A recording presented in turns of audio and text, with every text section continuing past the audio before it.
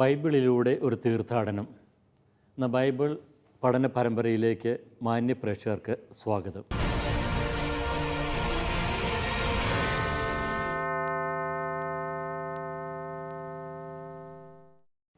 രണ്ടാം അധ്യായത്തിൽ കൊടുത്തിരിക്കുന്ന സ്മിർനയിലെ സഭയ്ക്കുള്ള കത്താണ് നാം ഇപ്പോൾ പഠന വിഷയമാക്കുന്നത്.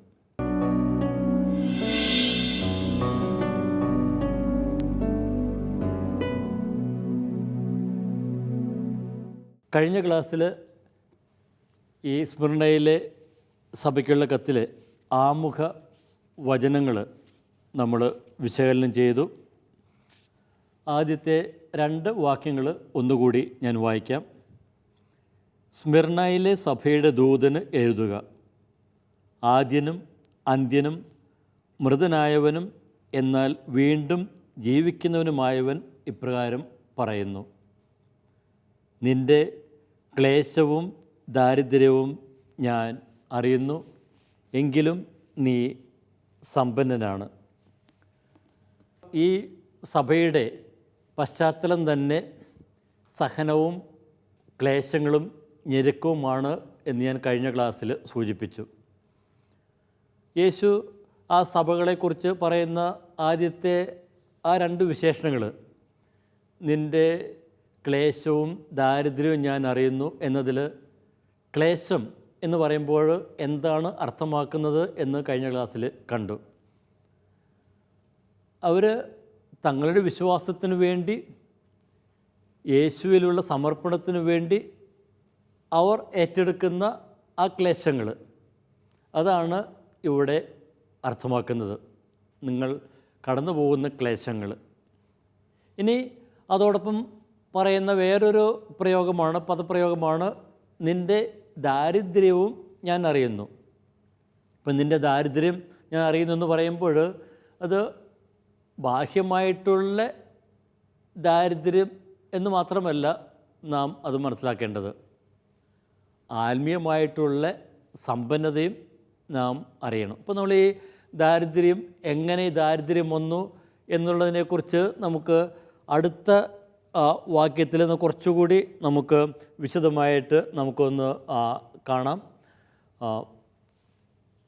അടുത്ത വാക്യം ഞാനൊന്ന് വായിക്കാം. യഹൂദരെന്ന് അവകാശപ്പെടുകയും എന്നാൽ അങ്ങനെയല്ലാതെ സാത്താൻ്റെ സിനഗോഗായി വർത്തിക്കുകയും ചെയ്യുന്നവരുടെ ദോഷാരോപണങ്ങളും ഞാൻ അറിയുന്നു. ഇപ്പോൾ സ്മിർനയിലെ സഭയുടെ ക്ലേശങ്ങൾക്ക്, ഞെരുക്കങ്ങൾക്ക് ഒരു കാരണമാണ് നാം ഇവിടെ കാണുന്നത്. യഹൂദരെന്ന് അവകാശപ്പെടുകയും എന്നാൽ അങ്ങനെയല്ലാതെ സാത്താൻ്റെ സിനഗോഗായി വർത്തിക്കുകയും ചെയ്യുന്നവർ. അപ്പോൾ സാത്താൻ്റെ സിനഗോഗായി വർത്തിക്കുക എന്ന് പറയുമ്പോൾ എന്തായിരിക്കാം അർത്ഥമാക്കുന്നത്? നമുക്കറിയാം, ആദിമ സഭയിൽ ഉണ്ടായിരുന്നവർ ആദ്യകാലത്ത് പ്രാർത്ഥനകൾക്കായിട്ട് സിനഗോഗുകളിൽ പോയിരുന്നു. പിന്നീട് പ്രത്യേകിച്ച് 1-ാം നൂറ്റാണ്ടിൻ്റെ അവസാനമായപ്പോഴേക്ക് അവർ സിനഗോഗുകളിൽ നിന്ന് പുറത്താക്കപ്പെടുന്നു. അതിനെക്കുറിച്ചെല്ലാം നമ്മൾ ആമുഖ ക്ലാസ്സിൽ നമ്മൾ കണ്ടിരുന്നു. അപ്പോൾ അതിൻ്റെ പ്രധാനപ്പെട്ട കാരണം യഹൂദരും ആദിമ സഭയും തമ്മിലുണ്ടായിരുന്ന സംഘർഷം തന്നെയാണ്. നമുക്ക് അപ്പസ്തോല പ്രവർത്തനങ്ങളിൽ തന്നെ അതിനെക്കുറിച്ചുള്ള സൂചനകൾ നമ്മൾ പലപ്പോഴും കാണുന്നുണ്ട്. അവിടെ പൗലോസും കൂട്ടരുമൊക്കെ പ്രസംഗിക്കുമ്പോൾ അവിടെ ഉണ്ടായിരുന്ന വിജാതീയരൊക്കെ ഇവർക്കെതിരായിട്ട് ഇളക്കുന്നതിനെക്കുറിച്ച് അപ്പസ്തോല പ്രവർത്തനങ്ങളിലൊക്കെ നമ്മൾ കാണുന്നുണ്ട്. 14-ാം അധ്യായത്തിൽ, അതുപോലെ തന്നെ 17-ാം അധ്യായത്തിലൊക്കെ നമ്മൾ അതിനെക്കുറിച്ചൊക്കെ കാണുന്നുണ്ട്. അപ്പോൾ അവർ സിനഗോഗിൽ നിന്നൊക്കെ പുറത്താക്കപ്പെട്ടു കഴിയുമ്പോൾ അവർക്കുണ്ടാകുന്ന ആ ഒരു അഭിമാനക്ഷതം, അതുമാത്രമല്ല അവരുടെ ജീവിതത്തിലുണ്ടാകുന്ന പിന്നെയും വേറെ ചില കാര്യങ്ങളൊക്കെ ഉണ്ട്. അപ്പോൾ അവർ സിനഗോഗിൽ നിന്ന് പുറത്താക്കപ്പെടുന്നതോടുകൂടി തന്നെ അവർ വേറൊരു അവസ്ഥയിലേക്കും അവർ കടന്നു ചെല്ലുകയാണ്. എന്താണത്? നാം ആമുഖ ക്ലാസ്സിൽ കണ്ടിരുന്നു, റോമൻ സാമ്രാജ്യത്തിൽ യഹൂദർക്ക് രാജ ആരാധനയിൽ നിന്നും ഒഴിവ് ലഭിച്ചിരുന്നു. അപ്പോൾ ആ ഒഴിവിൽ ക്രിസ്ത്യാനികളും പങ്കുചേർന്നിരുന്നു. പക്ഷേ ഇവർ സിനഗോഗിൽ നിന്ന് പുറത്താക്കപ്പെട്ട് കഴിഞ്ഞപ്പോൾ ഇവരൊക്കെ ആ യഹൂദ സമൂഹത്തിൻ്റെ ഭാഗമല്ല എന്ന് അറിഞ്ഞ് അവർക്ക് ഈ ഒരു ഒഴികഴിവ്, അപ്പോൾ അത് ഒഴിവ് അവർക്ക് ലഭിക്കുന്നില്ല. അപ്പോൾ അങ്ങനെ വന്നപ്പോൾ എന്താണ് പിന്നീട് അവരുടെ ജീവിതത്തിലുണ്ടായ ചില മാറ്റങ്ങൾ? അവർക്ക് ആ രാജ ആരാധനയിൽ പങ്കുചേരേണ്ടതായിട്ട് വന്നു. അപ്പോൾ ചക്രവർത്തിയെ ആരാധിക്കാതിരിക്കാൻ അവർക്ക് നിർവാഹമില്ലാതായി. ഇനി ആരാധിക്കാതിരുന്നാലോ എന്താണ് സംഭവിക്കുക? അവരെ കാത്തിരിക്കുന്നത് പീഡനവും തടവും മരണവും ഒക്കെ ആണ്. അപ്പോൾ സാത്താൻ്റെ സിനഗോഗ് എന്ന് പറഞ്ഞ് അവർ വളരെ രോഷത്തോടെ അവർ അതിനെ സാത്താൻ്റെ സിനഗോഗ് എന്ന് വിശേഷിപ്പിക്കുമ്പോൾ അർത്ഥമാക്കുന്നത് അവരുടെ ജീവിതത്തിലുണ്ടായിരുന്ന ആ വിഷമം തന്നെയാണ്. അപ്പോൾ അവരുടെ ജീവിതത്തിൽ അവർക്കുണ്ടായിരുന്ന അതുമായിട്ട് ബന്ധപ്പെട്ടുണ്ടായ ക്ലേശങ്ങൾ, ദുരിതങ്ങൾ, അതുകൊണ്ടാണ് ആ ഒരു വിഷമം പ്രകടിപ്പിക്കുവാനായിട്ടാണ് ഈ സിനഗോഗിനെ സാത്താൻ്റെ സിനഗോഗ് എന്ന് വിളിക്കുന്നത്. അപ്പോൾ അവർ റോമൻ അധികാരികളിൽ നിന്ന് അവർ പീഡനമേൽക്കുന്നു. ഇനി അതുമാത്രമല്ല, ഇനി റോമൻ അധികാരികളിൽ നിന്ന് ഒക്കെ പീഡനങ്ങളൊക്കെ ഏൽക്കുന്നതോടൊപ്പം തന്നെ അവർക്ക് സമൂഹത്തിൽ അനുഭവപ്പെടുന്ന ഒരു അരക്ഷിതാവസ്ഥയുണ്ട്. സമൂഹത്തിൽ തീർച്ചയായിട്ടും അവർക്ക് നല്ല ജോലികളൊന്നും കിട്ടില്ല. ഇനി അതുപോലെ തന്നെ വേറെയും ഉണ്ട്. ഈ വിജാതീയ ആരാധനയിൽ നിന്നും അവരൊക്കെ മാറി നിൽക്കുമ്പോൾ അവരും പിന്നെ അവർ മറ്റ് സമൂഹങ്ങളിലുള്ള തൊഴിൽ സംഘങ്ങളിൽ നിന്നൊക്കെ പുറത്താക്കപ്പെടുന്നു. ഇപ്പോൾ സ്മിർനയുടെ പശ്ചാത്തലം പറഞ്ഞപ്പോൾ ഞാൻ സൂചിപ്പിച്ചിരുന്നു, അവിടെ വ്യവസായങ്ങൾ തഴച്ചു വളർന്നിരുന്നു. അപ്പോൾ അത് വളരെ സമ്പന്നമായിട്ടുള്ള ഒരു സമൂഹം തന്നെയായിരുന്നു. അപ്പോൾ ഈ സമ്പന്നമായിട്ടുള്ള സമൂഹത്തിൽ ഇവർ ദരിദ്രരാണ് എന്ന് പറയുമ്പോൾ അതിൽ ഒരു ചെറിയൊരു അസ്വാഭാവികതയുണ്ട്. ഇപ്പോൾ നമ്മൾ വളരെ ഒരു ദരിദ്ര രാജ്യത്തിൽ താമസിക്കുന്നവരെ കുറിച്ച് അവരൊക്കെ ദരിദ്രരാണെന്ന് പറഞ്ഞാൽ നമുക്കതിൽ വലിയ അത്ഭുതമൊന്നുമില്ല. ചില ആഫ്രിക്കൻ രാജ്യങ്ങൾ, പട്ടിണി കിടക്കുന്ന ചില ആഫ്രിക്കൻ രാജ്യങ്ങളിലുള്ളവരെ കുറിച്ച് പറയുമ്പോൾ നിങ്ങൾ ദരിദ്രരാണെന്ന് പറയുമ്പോൾ അത് സ്വാഭാവികമായിട്ടുള്ള കാര്യമായിട്ട് മാത്രമേ നമ്മൾ എടുക്കുകയുള്ളൂ. എന്നാൽ യൂറോപ്യൻ രാജ്യങ്ങളിൽ സമ്പന്നമെന്നൊക്കെ പറയപ്പെടുന്ന ജർമ്മനിയിലോ അല്ലെങ്കിൽ സ്വീഡനിലോ ബെൽജിയത്തോ അങ്ങനെയൊക്കെയുള്ള രാജ്യങ്ങളിൽ നിങ്ങളുടെ ദാരിദ്ര്യം ഞാൻ അറിയുന്നു എന്ന് പറയുമ്പോൾ അവിടെ എന്തോ ചില പ്രശ്നങ്ങളുണ്ടെന്ന് നമുക്ക് ഊഹിക്കാവുന്നതുള്ളൂ. കാരണം അവിടെ ഒരാൾക്ക് ജോലി ഇല്ലെങ്കിൽ പോലും അവിടുത്തെ സാമൂഹ്യ വ്യവസ്ഥ അനുസരിച്ച് അവർക്ക് ജീവിക്കാനായിട്ടുള്ള അത്യാവശ്യം വേണ്ട കാര്യങ്ങളൊക്കെ അവിടുത്തെ ഗവൺമെൻറ് തന്നെ നൽകും. അപ്പോൾ അവർ ദരിദ്രരാകുന്നെങ്കിൽ അവർ അറിഞ്ഞുകൊണ്ട് ആ ദാരിദ്ര്യത്തെ പുലുകുന്നുകൊണ്ടായിരിക്കും എന്നൊക്കറിയാം. എന്നും പറഞ്ഞ പോലെ തന്നെ ഈ സമ്പന്നമായിട്ടുള്ള ഈ സ്മിർനയിൽ ഇവർ ദരിദ്രരായി എന്ന് പറഞ്ഞാൽ ഈ ദാരിദ്ര്യത്തെ അവർ അറിഞ്ഞുകൊണ്ട് തന്നെ പുൽകി എന്നർത്ഥം. എങ്ങനെ? അവർ ആ തൊഴിൽ സംഘങ്ങളിൽ നിന്നൊക്കെ ചിലപ്പോഴൊക്കെ മാറി നിന്നിട്ടുണ്ടാകാം.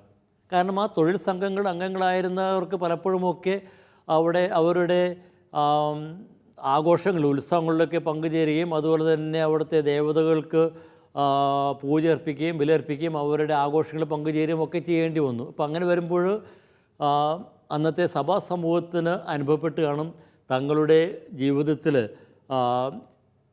യേശുവിൻ്റെ ആ മൂല്യങ്ങളിൽ അത് വെള്ളം ചേർക്കുന്നതിന് തുല്യമാണ് ഈ ആചാരങ്ങൾ പങ്കെടുക്കുന്നതെന്ന് അവർക്ക് അനുഭവപ്പെട്ട് കാണും. അതുകൊണ്ട് തന്നെ അവർ ആ ആഘോഷങ്ങളിൽ നിന്ന് അതുപോലെ തന്നെ ആ തൊഴിൽ സംഘങ്ങളിൽ നിന്നൊക്കെ അവർ മാറി നിന്നു. അതായത് അവർക്ക് ജീവിച്ചു പോകാനായിട്ടുള്ള ആ തൊഴിൽ സാധ്യതകളൊക്കെ അടഞ്ഞു. അപ്പോൾ യേശുവിനോടുള്ള ആ സമർപ്പണത്തെ പ്രതിയാണ് അവർ ദാരിദ്ര്യം ഏറ്റെടുത്തത് എന്ന് നാം ഇവിടെ മനസ്സിലാക്കുന്നു. അപ്പോൾ ദാരിദ്ര്യം എന്ന് പറയുന്നത് അത് അവർ യേശുവിൻ്റെ സമർപ്പണത്തിന് വേണ്ടി സ്വയം ഏറ്റെടുത്തതാണ്. ആ സമർപ്പണത്തിൽ നിലനിൽക്കുവാൻ വേണ്ടി അവർ ഏറ്റെടുത്തതാണ്. അപ്പോൾ അതുകൊണ്ടാണ് യേശു പറയുന്നത്, നിങ്ങളുടെ ക്ലേശവും ദാരിദ്ര്യമൊക്കെ ഞാൻ അറിയുന്നു, പക്ഷേ നീ സമ്പന്നനാണ്. നമ്മൾ അവസാനത്തെ കത്തിൽ ലവോദിക്കയിൽ സഭയ്ക്കുള്ള കത്തിൽ ഇതിന് ഘടകവിരുദ്ധമായിട്ടൊരു ചിത്രം നമ്മൾ കാണും.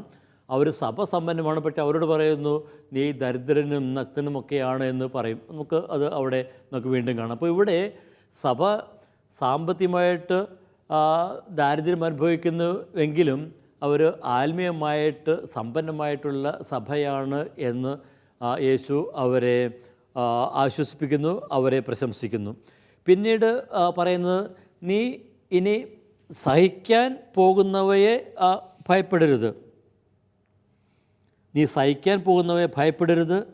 ഇതാ, പരീക്ഷിക്കപ്പെടാൻ നിങ്ങളിൽ ചിലരെ പിശാച് തടവിലിടാൻ പോകുന്നു. 10 ദിവസത്തേക്ക് നിങ്ങൾക്ക് ക്ലേശമുണ്ടാകും. മരണം വരെ വിശ്വസ്തനായിരിക്കുക. ഇവിടെ പറയുന്നതിൻ്റെ അർത്ഥം എന്താണ്? നീ സഹിക്കാൻ പോകുന്നവയെ ഭയപ്പെടരുത്. ഇപ്പോൾ ജോബിൻ്റെ കഥയിൽ പോലെ സഹനങ്ങൾ ഓരോന്നോരോന്നായിട്ട് വരികയാണ്.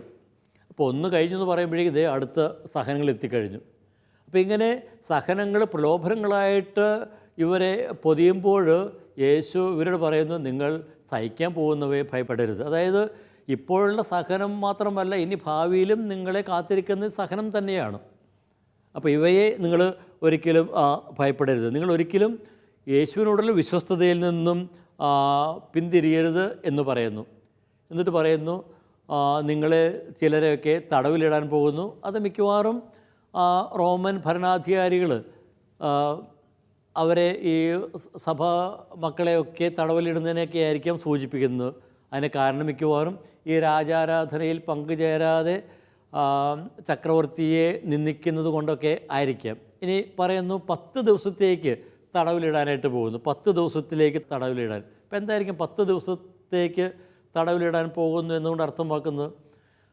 ഒന്ന്, ഒരു ചെറിയൊരു കാലം, ഹ്രസ്വകാലം എന്ന് നമുക്ക് അർത്ഥമാക്കാം.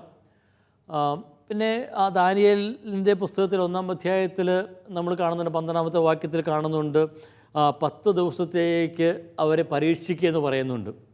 ചിലപ്പോൾ ഗ്രന്ഥകാരൻ ഈ ഒരു സൂചനയിലേക്കായിരിക്കും നമ്മെ നയിക്കുന്നത്.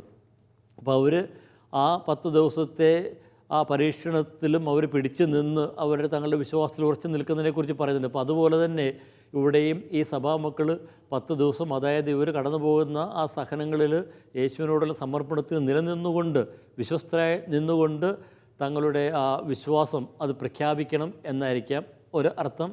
പിന്നെ ചിലരൊക്കെ പറയുന്നു അതുപോലെ തന്നെ അന്നുണ്ടായിരുന്ന വിജാതീയരുടെ ഇടയ്ക്കുണ്ടായിരുന്ന വേറെ ചില ആചാരങ്ങളെ സൂചിപ്പിക്കുന്നതാകാം. അപ്പോൾ അവിടെ ഉണ്ടായിരുന്ന ഒരു നിയോബെ എന്ന് പറയുന്ന, വിജാതീയരുടെ ഇടയിലുണ്ടായിരുന്ന നിയോബെ എന്ന് പറയുന്ന ഒരു ആചാരത്തെക്കുറിച്ച് പറയുന്നുണ്ട്. അതനുസരിച്ച് വിജാതീയർ 10 ദിവസത്തെ ദുഃഖാചരണം നടത്തിയിരുന്നു. ചിലപ്പോൾ അത് പശ്ചാത്തലമായിട്ട് എടുത്തുകൊണ്ടായിരിക്കാം ഇതിനെക്കുറിച്ച് പറയുന്നത്. എന്തൊക്കെയായാലും ഒരു ചെറിയ കാലത്തേക്ക് അവർക്ക് തീർച്ചയായിട്ടും ഇനി സഹനങ്ങൾ വരും എന്ന് തന്നെയാണ് പറയുന്നത്. ഇനി അടുത്ത് പറയുന്ന കാര്യം, അത് ഇവരുടെ അവസ്ഥ ഇനിയും എത്രയോ ഭീകരമാണ് എന്നാണ് അർത്ഥമാക്കുന്നത്. എന്താണ് അവിടെ സൂചിപ്പിക്കുന്നത്? മരണം വരെ നീ വിശ്വസ്തനായിരിക്കുക. മരണം വരെ വിശ്വസ്തനായിരിക്കുക എന്ന് വെച്ചാൽ എന്താണ് അർത്ഥമാക്കുന്നത്? നിന്നെ ഇനി കാത്തിരിക്കുന്നത് മരണം തന്നെയാണ്. അപ്പോൾ മരണം പോലും നേരിടേണ്ടി വന്നാലും നിൻ്റെ വിശ്വസ്തതയിൽ ഒരു ഇളക്കവും വരുത്തരുത് എന്നാണ് ക്രിസ്തു അവരോട് പറയുന്നത്. അപ്പോൾ ഈ സ്മിർണയിലെ സഭയെക്കുറിച്ച് നമുക്ക് പറയാവുന്നത് കാര്യം ഇതാണ്, അത് സഹിക്കുന്ന സഭയാണ്. നമ്മൾ സഹിക്കുന്ന സഭകൾ എത്രയൊക്കെ നമ്മളിപ്പോൾ ഇന്നും നമ്മൾ കാണുന്നു. ആദിമ നൂറ്റാണ്ടുകളിലൊക്കെ ഒത്തിരിയേറെ സഹിക്കുന്ന സഭകളൊക്കെ നമ്മൾ കാണുന്നുണ്ട്. അപ്പോൾ അന്നുണ്ടായിരുന്ന രക്തസാക്ഷികളുടെ രക്തത്തിൽ നിന്നാണ് വിശ്വാസമൊക്കെ ഇത്രയധികം ഈ ലോകമെമ്പാടും വേര് പിടിച്ചതെന്നൊക്കെ നമുക്ക് പറയുവാനായിട്ടൊക്കെ സാധിക്കും. ഇന്നും ഭാരതത്തിൽ പോലും എത്ര സ്ഥലങ്ങളിലൊക്കെ ക്രൈസ്തവരൊക്കെ പീഡിപ്പിക്കപ്പെടുന്നു. ലോകത്തിൻ്റെ വിവിധ ഭാഗങ്ങളിൽ ക്രൈസ്തവ സമൂഹം വളരെ ആദിമ നൂറ്റാണ്ടുകളിലൊക്കെ വേര് പിടിച്ചിരുന്ന സ്ഥലങ്ങളിലൊക്കെ ക്രൈസ്തവർക്ക് എന്തുമാത്രം സഹനങ്ങളിലൂടെയൊക്കെ കടന്നു പോകുന്നു. അപ്പോൾ അവരുടെയൊക്കെ ഒരു ചിത്രമാണ് ഈ സ്മിർണയിലെ സഭയിലും നമ്മളൊക്കെ കാണുന്നത്. അപ്പോൾ അവരോട് പറയുന്നത്, നിങ്ങളൊക്കെ കടന്നു പോകുന്ന ഈ സഹനങ്ങളിൽ, ക്ലേശങ്ങളിൽ നിങ്ങൾ അടി പതറരുത്. കാരണം നിങ്ങളുടെ മുന്നിലുള്ളത് ആരാണ്? കുരിശിൽ മരിച്ച് ഉയർത്തെഴുന്നേറ്റ ക്രിസ്തുവാണ്. അപ്പോൾ ഈ സഹനം അത് ജീവിതത്തിൻ്റെ അവസാനമല്ല, അതിനപ്പുറം അവരെ കാത്തിരിക്കുന്ന ഒരു നിത്യജീവനുണ്ട് എന്നാണ് അവിടെ പറയുന്നത്. അപ്പോൾ സ്മിർണയിലെ സഭ ആ പേര് സൂചിപ്പിക്കുന്ന പോലെ തന്നെ, മീറ, കയ്പ് എന്ന പേര് സൂചിപ്പിക്കുന്ന പോലെ കയ്പ് നിറഞ്ഞ അനുഭവമാണ് ഈ സഭയുടേത്. പക്ഷേ ആ അനുഭവങ്ങളിലും ഞെരുക്കങ്ങളിലും അവർ തങ്ങളുടെ വിശ്വാസത്തിൽ നിന്നും ഒരണുവിട പിന്നോട്ട് പോകുന്നില്ല എന്നതാണ് ഇവരെക്കുറിച്ച് പറയാവുന്ന ഏറ്റവും പ്രധാനപ്പെട്ട കാര്യം. അപ്പോൾ അവരോട് യേശു പറയുന്ന വാഗ്ദാനം എന്താണ്? നിങ്ങൾക്ക് ജീവൻ്റെ കിരീടം ഞാൻ നൽകും, ജീവൻ്റെ കിരീടം നൽകും. അപ്പോൾ ജീവൻ്റെ കിരീടം നൽകും. തീർച്ചയായിട്ടും ഈ വിശ്വസ്തതയ്ക്ക് യേശു അവർക്ക് വാഗ്ദാനം ചെയ്യുന്ന പ്രതിഫലം തന്നെയാണ് ജീവൻ്റെ കിരീടം. അപ്പോൾ ജീവൻ്റെ കിരീടം എന്നതിന് രണ്ട് വ്യത്യസ്ത പദങ്ങൾ നമ്മൾ ഗ്രീക്ക് ഭാഷയിൽ കാണുന്നുണ്ട്. ഒന്ന് ദിയദേമ എന്ന് പറയുന്ന ഒരു വാക്ക്, അത് രാജാവിൻ്റെ കിരീടത്തെയൊക്കെയാണ് അത് സൂചിപ്പിക്കുന്നത്. പക്ഷേ ഇവിടെ ഉപയോഗിച്ചിരിക്കുന്നത് വേറെ ഒരു വാക്കാണ് സ്റ്റെഫാനോസ് എന്നുള്ള പദം വിജയത്തെയും ബഹുമതിയെയും സന്തോഷത്തെയും ഒക്കെ സൂചിപ്പിക്കുന്നു. അപ്പോൾ എന്തെങ്കിലുമൊക്കെ നമ്മൾ ചെയ്ത് കഴിയുമ്പോൾ അതിന് പ്രതിഫലമായിട്ട് ലഭിക്കുന്ന ആ ഒരു സമ്മാനം, കായിക മത്സരത്തിലൊക്കെ വിജയിക്കുന്നവർക്ക് അവർക്ക് ലഭിക്കുന്ന ആ ഒരു കിരീടമുണ്ടല്ലോ, അപ്പോൾ അതിനൊക്കെ സൂചിപ്പിക്കുന്നു. എന്ന് പറഞ്ഞ പോലെ ഇവിടെ ആ തിന്മകളുടെ ശക്തികളുമായിട്ട് പോരാടി അവർ തങ്ങളുടെ വിശ്വസ്തതയിൽ നിലനിന്ന് അവർ വിജയം വരിക്കുമ്പോൾ അവർക്ക് ലഭിക്കുന്ന ആ ഒരു സമ്മാനമാണ് ജീവൻ്റെ കിരീടം. അപ്പോൾ ഇവർ സഹനത്തിലൂടെ കടന്നു പോയാലും അവർ മരണത്തിലൂടെ കടന്നു പോയാലും അവരെ കാത്തിരിക്കുന്നത് ജീവനാണ്, നിത്യജീവൻ തന്നെയാണ് എന്ന് ഇവിടെ സൂചിപ്പിക്കുന്നു. ഇനി അവസാനം സഭകളോട് പറയുന്നു, വിജയം വരിക്കുന്നവന് രണ്ടാമത്തെ മരണത്താലുള്ള ദോഷം ഒരിക്കലും ഉണ്ടാവുകയില്ല. അപ്പോൾ ഈ സഹനങ്ങളിലൂടെയൊക്കെയാണ് കടന്നു പോകുന്നതെങ്കിലും നിങ്ങൾ ഭയപ്പെടേണ്ട കാര്യമൊന്നുമില്ല. കാരണം ഇനി രണ്ടാമത്തെ മരണം നിങ്ങൾക്കുണ്ടാവുകയില്ല. എന്താണ് രണ്ടാമത്തെ മരണം എന്നതുകൊണ്ട് അർത്ഥമാക്കുന്നത്? ഒന്നാമത്തെ മരണം എന്ന് പറയുന്നത് നമ്മുടെയൊക്കെ ജീവിതത്തിൻ്റെ അവസാനം എല്ലാവർക്കുമുള്ള ആ ഒരു മരണം തന്നെ. പിന്നീട് നമ്മൾ അന്ത്യവിധിക്കായിട്ട് കാത്തു നിൽക്കുന്നു. അപ്പോൾ അന്ത്യവിധിയുടെ സമയത്ത് യേശു തിന്മ ചെയ്തവരെ നിത്യനാശത്തിലേക്കും നന്മ ചെയ്തവരെ ദൈവസന്നിധിയിലേക്കും അവിടുന്ന് പ്രവേശിപ്പിക്കുന്നു. അപ്പോൾ ആ അന്ത്യവിധിയിൽ കാത്തിരിക്കുന്ന ആ നിത്യനാശം അത് നിങ്ങൾക്കുണ്ടാവുകയില്ല എന്നാണ് ഇവിടെ അർത്ഥമാക്കുന്നത്. അപ്പോൾ ക്രിസ്തുവിനോടുകൂടെ വിശ്വസ്തത പുലർത്തുന്നവർ ക്രിസ്തുവിനോടുകൂടെ ജീവിക്കും എന്ന് ഇവിടെ അർത്ഥമാക്കുന്നു. അപ്പോൾ ക്ലേശങ്ങളിലൂടെ കടന്നു പോകുന്ന, ക്ലേശങ്ങളിൽ നട്ടം തിരിയുന്ന ഒരു സഭയെയാണ് സ്മിർണയിൽ നമ്മൾ കാണുന്നത്. അപ്പോൾ ക്രിസ്തുവിന് വേണ്ടി എടുക്കുന്ന നിലപാടുകൾ അതാണ് ഇവരെ സഹനത്തിലേക്ക് നയിക്കുന്നത്. അപ്പോൾ അത് വളരെ പ്രധാനപ്പെട്ടൊരു കാര്യമാണ്. പലപ്പോഴും നമ്മുടെയൊക്കെ ജീവിതത്തിലും ഒക്കെ കടന്നു വരുന്ന ചില സഹനങ്ങളൊക്കെ ക്രിസ്തുവിന് വേണ്ടി, ക്രിസ്തുവിൻ്റെ മൂല്യങ്ങൾക്ക് വേണ്ടി നിലകൊള്ളുമ്പോഴൊക്കെ ഞാൻ ഏറ്റെടുക്കുന്ന ചില ക്ലേശങ്ങൾ, ദുരിതങ്ങൾ, ഞെരുക്കങ്ങൾ, സഹനങ്ങൾ. പലപ്പോഴും ഈ ഞെരുക്കങ്ങൾ വരുമ്പോൾ നാമൊക്കെ ചെയ്യുന്ന എന്താണ്? ഈ ക്ലേശങ്ങളിൽ നിന്നും ഞെരുക്കങ്ങളിൽ നിന്നുമൊക്കെ നാമൊക്കെ ഓടിയകലും. കാരണം നമുക്കൊക്കെ എപ്പോഴും ഈ ഭൗമികമായിട്ടുള്ള സുഖസന്തോഷങ്ങളൊക്കെയാണ് നമുക്ക് അഭികാമ്യമായിട്ട് പലപ്പോഴുമൊക്കെ തോന്നുന്നത്. അപ്പോൾ കുഞ്ഞാടിനെ അത് പോകുന്നിടത്തെല്ലാം അനുഗമിക്കുവാനായിട്ടാണ് നമ്മൾ വിളിക്കപ്പെട്ടിരിക്കുന്നത്. 14-ാം അധ്യായത്തിൽ 4-ാമത്തെ വാക്യത്തിൽ പറയുന്ന ആ ഒരു കാര്യമുണ്ട്. ഈ സിയോൺ മലമേൽ നിൽക്കുന്ന 144,000 പേരെക്കുറിച്ച് പറയുന്നൊരു കാര്യമാണ്. അവർ കുഞ്ഞാടിനെ അത് പോകുന്നിടത്തെല്ലാം അനുഗമിക്കുന്നവരാണ്. കുഞ്ഞാടിനെ അത് പോകുന്നിടത്തെല്ലാം അനുഗമിക്കുന്നവരാണ്. കുഞ്ഞാട് എവിടം വരെയാണ് പോകുന്നത്? കുരിശു വരെയാണ് പോകുന്നത്. അപ്പോൾ കുരിശു വരെ കുഞ്ഞാടിൻ്റെ പിന്നാലെ പോയി കുഞ്ഞാടിനെ അനുഗമിക്കുവാനായിട്ട് തയ്യാറാകുന്നവർ. അപ്പോൾ ഈ സ്മിർണയിലെ സഭയെക്കുറിച്ച് പറയുമ്പോൾ നമ്മുടെ മനസ്സിലേക്ക് വരുന്ന ചിത്രം അതാണ്. കുഞ്ഞാടിനോടൊപ്പം കുരിശു വരെ യാത്ര ചെയ്യുവാനായിട്ട് ധൈര്യം കാണിക്കുന്നവർ. ഇത് ലോകമെമ്പാടുമൊക്കെ ഇന്നും കാണുന്ന ചില സഭകളെയൊക്കെ സൂചിപ്പിക്കുന്ന ചിത്രം തന്നെയാണ്. ഇങ്ങനെയുള്ള സഭയാണ് ഒരു വിധത്തിൽ പറഞ്ഞാൽ, ഇങ്ങനെയുള്ള സഭകളാണ് ഒരു വിധത്തിൽ പറഞ്ഞാൽ ഈ ഇവിടെയുള്ള ഇന്നത്തെ സഭയുടെ ഒരു ഊർജം എന്ന് പറയുന്നത്. കാരണം ഇവരുടെ സഹനങ്ങൾ, അത് തന്നെയാണ് നമ്മുടെ വിശ്വാസത്തെ ഊട്ടി ഉറപ്പിക്കുന്നത്. ഇപ്പോൾ സ്മിർനയിലെ ആ സഭയുടെ ചിത്രം അത് നമ്മുടെയൊക്കെ ജീവിതത്തിലേക്കൊന്ന് ഇറങ്ങിച്ചെന്ന് നമ്മുടെ ജീവിതത്തേക്കൊന്ന് വിശകലനം ചെയ്യാനായിട്ടുള്ള ഒരു ആഹ്വാനം കൂടിയാണ്. യേശുവിന് വേണ്ടി ക്ലേശങ്ങൾ ഏറ്റെടുക്കുവാനായിട്ട്, സഹനങ്ങൾ ഏറ്റെടുക്കുവാനായിട്ട് ഞാൻ തയ്യാറാണോ, അതോ ക്ലേശങ്ങൾ വരുമ്പോൾ ഞാൻ ഒളിച്ചോടുകയാണോ ചെയ്യുന്നത്? ഇനി നമുക്ക് അടുത്ത മൂന്നാമത്തെ കത്തിലേക്ക് നമുക്കൊന്ന് കടക്കാം. വെളിപാട് 2-ാം അധ്യായം 12-ാം വാക്യം മുതൽ അതിലെ ഏതാനും വാക്യങ്ങൾ ഞാനൊന്ന് വായിക്കാം. പെർഗാമോസിലെ സഭയുടെ ദൂതന് എഴുതുക. മൂർച്ചയേറിയ ഇരുതല വാളുള്ളവൻ പറയുന്നു, നീ എവിടെ വസിക്കുന്നെന്ന് ഞാൻ അറിയുന്നു. സാത്താൻ്റെ സിംഹാസനം ഉള്ളിടത്തു തന്നെ. എങ്കിലും എൻ്റെ നാമം നീ മുറുകെ പിടിക്കുന്നു. നിങ്ങളുടെ ഇടയിൽ സാത്താൻ വസിക്കുന്നിടത്ത് വെച്ച് എൻ്റെ വിശ്വസ്ത സാക്ഷിയായ അന്തിപ്പാസ് വധിക്കപ്പെട്ട നാളുകളിൽ പോലും എൻ്റെ വിശ്വാസം നീ തള്ളിപ്പറഞ്ഞില്ല. അപ്പോൾ ഇവിടെ പെർഗാമോസിലെ സഭയ്ക്കുള്ള കത്തിൽ നമ്മൾ കുറച്ചുകൂടി വ്യത്യസ്തമായിട്ടുള്ള ഒരു സഭാ സമൂഹത്തെയാണ് നമ്മൾ കാണുന്നത്. അപ്പോൾ ആ സഭയ്ക്കുള്ള കത്ത് വിശകലനം ചെയ്യുന്നതിന് മുമ്പ് പെർഗാമോസിനെ കുറിച്ച് ചരിത്രപരമായിട്ടുള്ള ചില കാര്യങ്ങൾ നമുക്കൊന്ന് മനസ്സിലാക്കാം. അപ്പോൾ പെർഗാമോസ് എന്ന് പറയുന്ന ഒരു നഗരം ഏകദേശം 1000 അടി ഉയരമുള്ള കുന്നിൻ മുകളിൽ പണിതുയർത്തപ്പെട്ടതും വളരെ പ്രകൃതിദത്തമായിട്ടുള്ള കോട്ടയാൽ സംരക്ഷിക്കപ്പെട്ടതുമായിട്ടുള്ള ഒരു നഗരം തന്നെയായിരുന്നു. ഇപ്പോൾ പെർഗാമോസ് അത് ഇന്ന് ബെർഗാമ എന്നാണ് അറിയപ്പെടുന്നത്.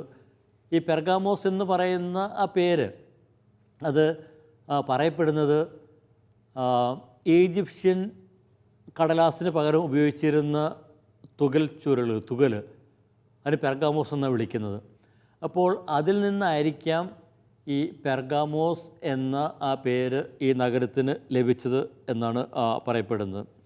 അപ്പോൾ മെഡിറ്ററേനിയൻ തീരത്ത് നിന്ന് ഏകദേശം ഒരു 20 കിലോമീറ്ററും പിന്നെ സ്മിർനയിൽ നിന്ന് ഏകദേശം 70 കിലോമീറ്റർ മാറിയുമുള്ള ഈ ഒരു നഗരം അക്കാലത്ത് ഏഷ്യ മൈനറിൽ വളരെ പ്രസിദ്ധമായിട്ടുള്ള ഒരു സാംസ്കാരിക കേന്ദ്രം തന്നെയായിരുന്നു. അപ്പോൾ അവിടെയും മറ്റ് സ്ഥലങ്ങളുണ്ടായിരുന്ന പോലെ തന്നെ ഒത്തിരിയേറെ വ്യവസായങ്ങൾ തഴച്ച് വളർന്നിരുന്നു. വസ്ത്രനിർമ്മാണം, നിറം കൂട്ടൽ, പിന്നെ അതുപോലെ തന്നെ കളിമൺ പാത്ര നിർമ്മാണം, വീഞ്ഞുൽപാദനം, അങ്ങനെ ഒത്തിരിയേറെ വ്യവസായങ്ങൾ അവിടെ ഉണ്ടായിരുന്നു.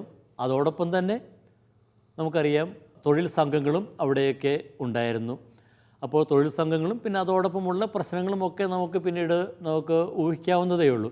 സഭ നേരിട്ട ചില പ്രശ്നങ്ങൾ ഈ തൊഴിൽ സംഘങ്ങളിൽ നിന്ന് വന്ന പ്രശ്നങ്ങൾ തന്നെ ആയിരുന്നു. ഈ പെർഗാമോസ് എന്ന നഗരം അത് ശ്രദ്ധിക്കപ്പെടുന്നത് ക്രിസ്തുവിന് ഒരു 5 നൂറ്റാണ്ട് മുമ്പ് മാത്രമാണ്. അവിടെ ഉണ്ടായിരുന്ന ലൈബ്രറി അത് വളരെ പ്രസിദ്ധമായിരുന്നു എന്നാണ് പറയപ്പെടുന്നത്. ഈജിപ്തിലെ അലസാൻഡ്രിയയിലാണ് പൗരാണിക കാലത്ത് ഏറ്റവും പ്രസിദ്ധമായിട്ടുള്ള ലൈബ്രറി ഉണ്ടായിരുന്നത്. അപ്പോൾ അത് കഴിഞ്ഞാലുള്ള ഏറ്റവും പ്രധാനപ്പെട്ട ഒരു ലൈബ്രറി പെർഗാമോസിലേത് ആയിരുന്നു എന്നാണ് പറയപ്പെടുന്നത്. പിന്നെ അതുപോലെ തന്നെ ആ പെർഗാമോസിൽ അവിടെ ജലസേചനമൊക്കെ നടത്തുവാനായിട്ട്, ജലം കൊണ്ടുപോകാനായിട്ടുള്ള വളരെ സങ്കീർണമായിട്ടുള്ള കനാലുകളൊക്കെ ഉണ്ടായിരുന്നു എന്നാണ് പറയപ്പെടുന്നത്. പിന്നെ ദീർഘനാൾ ഇത് ഏഷ്യ മൈനറിൻ്റെ കേന്ദ്രം എന്നുള്ള ഒരു പേര് ഇതിന് ഉണ്ടായിരുന്നു. രാജവാഴ്ചക്കാലത്ത് അവരുടെ സാമ്രാജ്യത്തിൻ്റെ തലസ്ഥാനമായിരുന്നു ഈ പെർഗാമോസ് എന്ന് പറയുന്ന സ്ഥലം. പിന്നെ അതോടൊപ്പം തന്നെ റോമൻ സാമ്രാജ്യവുമായിട്ട് വളരെ അടുത്ത ബന്ധം അവർ പുലർത്തിയിരുന്നു. അപ്പോൾ അതുകൊണ്ട് തന്നെ ഇവിടേക്ക് ഒത്തിരിയേറെ ധനാഢ്യർ ഇവിടേക്ക് ഒഴുകിയെത്തിയിരുന്നു എന്നാണ് പറയപ്പെടുന്നത്. അപ്പോൾ അതുകൊണ്ട് തന്നെ ആദിമ നൂറ്റാണ്ടുകളിലൊക്കെ വളരെ പ്രസിദ്ധവും അതുപോലെ തന്നെ വളരെ സമ്പന്നവുമായിട്ടുള്ള ഒരു സ്ഥലമായിരുന്നു ഇത്. BC 133 ഇത് റോമക്കാരുടെ കൈവശം വന്നു ചേരുന്നത്. ഇപ്പോൾ രാഷ്ട്രീയമായിട്ട് വളരെ പ്രാധാന്യമറിയിക്കുന്ന ഒരു സ്ഥലം തന്നെയായിരുന്നു അത്. അപ്പോൾ അതുകൊണ്ട് തന്നെ വളരെ കാലം ദീർഘനാൾ ഇത് ആ പ്രവിശ്യയുടെ ഒരു തലസ്ഥാനം എന്ന ഒരു സ്ഥാനവും ഇതിന് ഉണ്ടായിരുന്നു. അപ്പോൾ അതുകൊണ്ട് തന്നെ അവിടെ ഉണ്ടായിരുന്ന ഗവർണർക്കും പ്രത്യേകമായിട്ടുള്ള ചില അധികാരങ്ങളൊക്കെ ഉണ്ടായിരുന്നു. വാളിൻ്റെ അധികാരം, ഇയോസ് ഗ്ലാരി എന്ന് പറയുന്നത്, അതായത് വധശിക്ഷ നൽകാനായിട്ടുള്ള അധികാരമൊക്കെ ഇവിടെയുള്ള ഗവർണർക്ക് ഉണ്ടായിരുന്നു എന്നാണ് പറയപ്പെടുന്നത്. അപ്പോൾ ആ ഒരു ചിത്രം നമ്മൾ ക്രിസ്തുവിനെ കുറിച്ച് പറയുമ്പോൾ നമ്മളവിടെ കാണുന്നുണ്ട്. ഇരുതല മൂർച്ചയുള്ള വാളുള്ളവൻ എന്നത് ഈ ഗവർണറുടെ ഈ അധികാരവുമായിട്ട് ബന്ധപ്പെട്ടാണ് എന്നാണ് പറയപ്പെടുന്നത്. ഇനി അതുപോലെ തന്നെ വളരെ പ്രധാനപ്പെട്ട വേറൊരു കാര്യം, ഇവിടെ BC 190-160 ഇടയ്ക്ക് സിയൂസ് ദേവന് വേണ്ടിയിട്ട് വെള്ള മാർബിളിൽ വലിയൊരു സിംഹാസനം പണിതീർത്തിരുന്നു. വളരെ മനോഹരമായിട്ടുള്ള, വളരെ പ്രസിദ്ധമായിട്ടുള്ള ഒരു സിംഹാസനം. അത് ഇന്ന് ബെർലിൻ മ്യൂസിയത്തിൽ ആണുള്ളത്. അപ്പോൾ ആ ബെർലിൻ മ്യൂസിയത്തിൽ ഉള്ള ആ ഒരു സിംഹാസനം,